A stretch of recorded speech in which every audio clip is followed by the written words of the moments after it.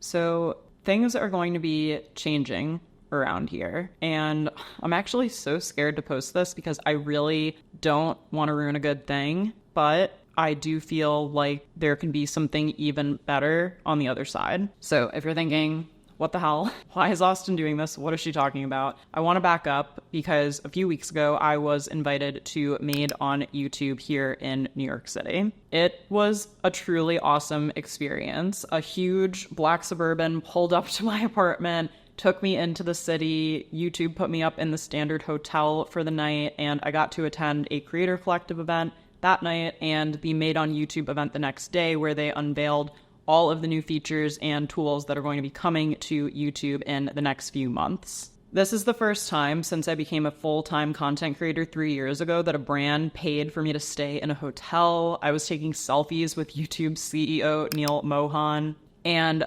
looking around the room was like a bizarre parasocial experience because I simply could not believe who I was in the room with. When I tell you that I was one of 60 creators and that the other creators in this room are some of the top YouTubers in the entire world, names that I'm sure you guys know, like Colin and Samir, Hope Scope, Jenny Hoyos, Brandon B, and literally so many more. I met the person behind an account called That Little Puff, which is a cat with more than 30 million subscribers. That is what can happen on YouTube. And after being a content creator for so long, I don't really get imposter syndrome that often, but I think anyone could understand how I might feel it in this group of people. For reference, all of those creators who I just listed have multiple millions of followers, and then the next smallest content creator who I met at the event showed me his YouTube channel, and he has almost 200,000 subscribers. And I was wondering, and maybe some of you were wondering, like, what is Austin doing there? Like, how did I get invited? And I'm not gonna lie, for a little while at that event, I was just like, what am I doing here? And thankfully, I switched my mindset from what am I doing here to I think it's saying a lot that I was invited to this event with this group of creators with 20,000 subscribers. That's how big my channel is at the time I'm filming this video. To me, it was confirmation that I have the potential to be just as good as all of the other creators who I was in this room with. I was obviously expecting this to be a cool event. I was not expecting to leave this event and basically be rethinking everything. It got me thinking about obviously how much this industry has changed, how much YouTube has changed over the years, and maybe most of all, how I've changed. If you're newer here and you're like, what? How have you changed? Or how has your channel changed? When I first started in 2017,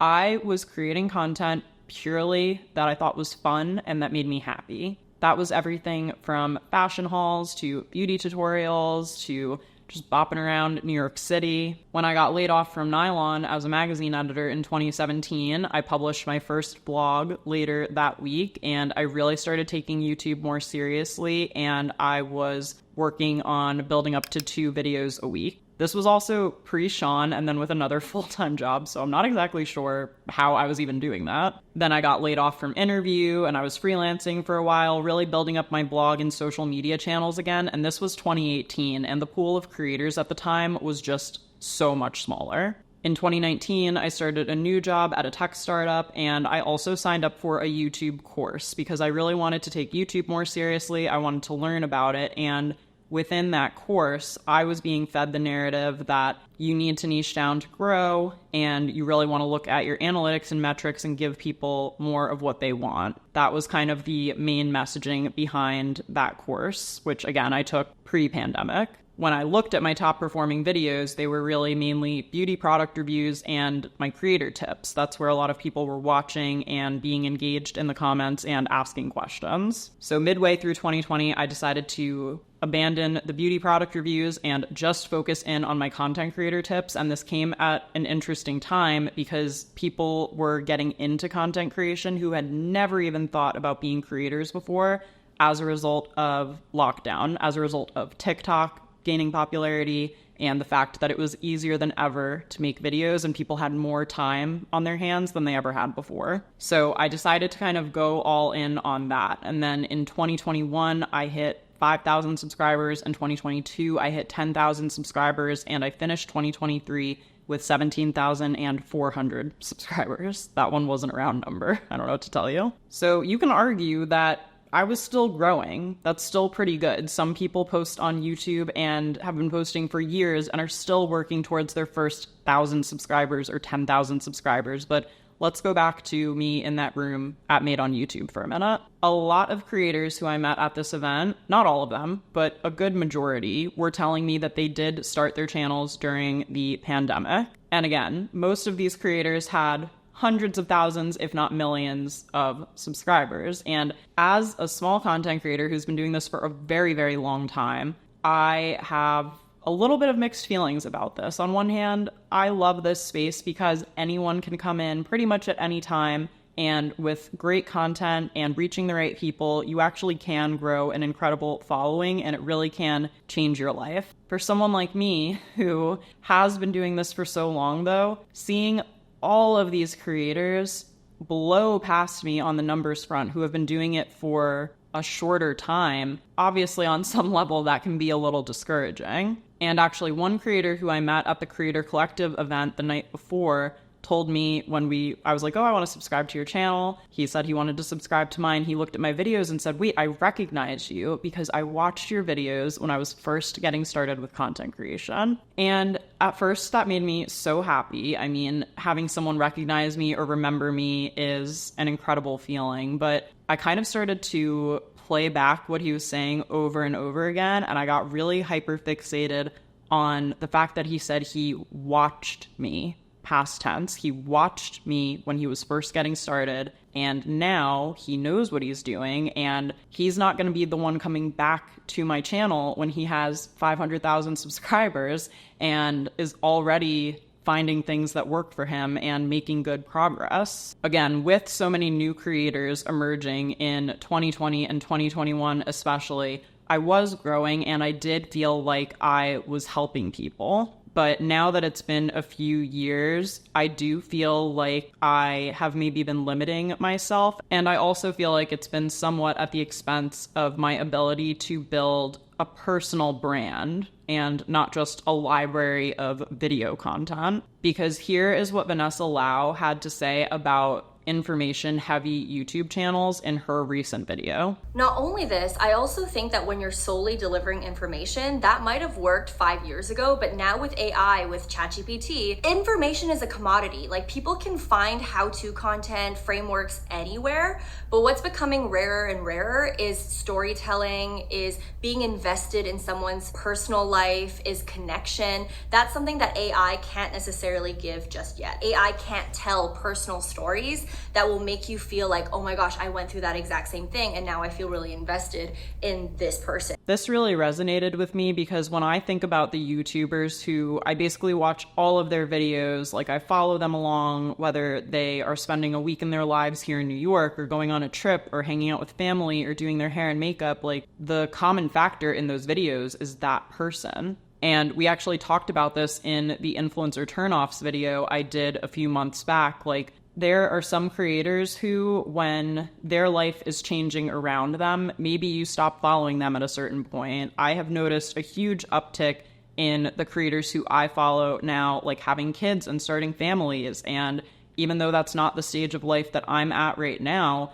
I am not just going to write someone off because they became a parent. If I really love this creator, I'm following them through this journey of motherhood, through all of these other things. Same thing with people who move to a new city, who buy a new house, like who just want to change their content from time to time. I understand building like a huge platform and then trying to make that switch, but if it's just a natural part of you growing and changing as a person, and as a result your content is changing slightly, I'm not going to abandon you overnight just because there's new topics being introduced or new conversations being had. There are content creators who I have followed from the time that they uploaded their very first YouTube video or graduated college all the way up through now they're like turning 40 and buying their second home and doing all these things. Like, it is possible to stick with someone through all of that time and through all of that changes if you care enough about them. And I don't necessarily feel like I've been doing the best job of cultivating a community that wants to come back week over week. And I'm not saying that to like be self-deprecating or anything. I actually looked at my analytic, and a good majority of people who view my videos are not subscribed to my channel. And on the other side, a good majority of people who view my videos are new viewers, not returning viewers. They're not coming back week after week, the majority of them. If you are someone who watches my videos every single week and who comments and who DMs me on Instagram to tell me what you thought about my content, you already know that that means the absolute world to me and how much I appreciate you being here and really sticking with me and really being engaged with what I'm doing. If you're a longtime viewer or subscriber, could you leave a comment with a heart down below to let me know that you're here? Because I really just want to take a chance to say thank you to all of you, as I try to do with all the comments that you guys leave, but sometimes I don't get to all of them. So you guys seem to like leaving a pineapple emoji in one of my most recent videos, so maybe I'll start incorporating like a new emoji in each video, even something like that, just to like get people commenting, get people engaged, and get people excited. But I feel like it can't just come from a call to action from me. I want to create content that's compelling enough for people to leave comments, for people to send it to their friends. And again, this is not to say that I don't have consistent viewers and that I haven't grown. I went and looked on Social Blade, and it looks like I'm putting on around 400 new subscribers a month, which any growth is still growth that I'm extremely grateful for. But when I think about my long-term goals, I'm not going to reach them at the current rate that I'm going at. I feel like things look good on paper. Like, I am making money, I am growing, I have been consistent, but something definitely feels off in my gut. And again, after just being in this room and listening to some of the top YouTubers in the entire world speaking and what they had to say, I came back and really felt like I had to go back to the drawing board. And I asked myself something that I haven't really asked myself in a while. It's almost like I've forgotten some of the basics of what I have been sharing on here, which is, first of all, why am I doing this? Why am I doing any of this in the first place? At the end of the day, like, what I really want is for people to leave my content feeling inspired or feeling like they have new ideas or a new outlook or something that can help them shape their life into what they want it to be. I remember being younger and just loving this idea of what if I could create my dream life? And I'm sure this stemmed from Gossip Girl, because I'm about to spoil a show, by the way, that has been off the air for about 12 years, but skip ahead a few minutes if you don't want to know who Gossip Girl is. When it's revealed at the end of season 6 that it was Dan Humphrey who was Gossip Girl, this line truly stood out to me. I don't think I've ever talked about this before, but the line that he says at the end of the episode was, you know, the Upper East Side, it was so protected, it was so exclusive that it was a birthright. And then he says, but maybe if I wasn't born into it, I could write my way into it. And that's how it all got started. And I know this sounds a little silly, but I feel like something even as simple as that is one of the things that probably inspired me to start my blog in the first place, and is one of the things that I've thought about as I've continued to create content and continued to grow. Like, every time I upload a video, every time I'm sharing tips or sharing ideas or experiences, I am doing it because I want to help other people create their dream life too. And one of the ways that I create my dream life is by being a content creator and being an entrepreneur, but that's not what everyone else is doing. Not everybody is a content creator, and by catering solely to influencers and content creators, I feel like I am stunting my growth and limiting my potential of who else I could be helping or sharing my life with too. I do enjoy making creator tips and sharing my journey, and I still intend to do so, but I think it just needs to look a little different because the way I'm doing it right now is kind of killing me creatively. Lately, I have been running into issues brainstorming content ideas because even when I do my keyword research, I feel like it keeps bringing me back to the same type of video time and time again. To Vanessa Lau's point, information is a commodity. You can get information from my YouTube video, you can get it from AI tools, you can get it from Google searches. Like, that is not unique enough for me to truly build the type of brand that I want to create. Catherine Manning also addressed this in a recent video on her channel about switching niches. And when I realized that she had a video on this topic, I was surprised because I remember her blogging tips videos and YouTube tips videos, and I was curious what she switched her niche into, but take a look at what she had to say. It was a lot of work, and I realized I was super burnt out. I was tapped out of information that I could honestly share on my main channel, and I was not enjoying it anymore. So I decided to take back my main channel and I completely switched things. So that was last year, 2022, that I decided to say, you know what, hard cut on the YouTube content. I am dramatically switching this. I relate to this a lot, and all of this is not to say that I'm not proud of what I've created over the years. In fact, if anything, I'm really, really proud of it. At this point, I have basically built a massive content library of advice for content creators, all of which is free. You can find it on my playlist here on YouTube called Creator Tips. There's nearly 150 videos on it, and if you were to sit down and watch that playlist from start to finish, it would basically be like a masterclass in content creation. And I'm proud of my digital products and my courses and webinars that I've hosted, and I don't want any of that to disappear. It is still part of my business, but I don't want it to be the only thing. I really still enjoy documenting my life and sharing advice and tips and things through the format of vlogs. I reintroduced vlogs to my channel last year, which was something that I had been advised by lots of YouTube experts not to do. And when I look at the analytics, I see you guys watching them, and that makes me so happy. And I am still learning so much about storytelling and putting together videos like that. But even just creating maybe the dozen or so vlogs that I've created in the last year has reignited a spark of creativity for me. And so I want to lean more into that because that's something that I am still loving, that I'm already doing, and that I would love to do more of. Really, the biggest motivations behind the changes that I'm planning to make are to build more of a personal brand and be someone who you come back to and not just someone who you watch once, and also to deepen my connection with you guys to better understand what else are you dealing with in your life aside from content creation things. What other content are you looking for to bring you joy or inspiration or motivation that can help you create your own dream life? Like, I genuinely want to hear from you and I want to know what's going on. So definitely fill me in, like leave a comment and let me know.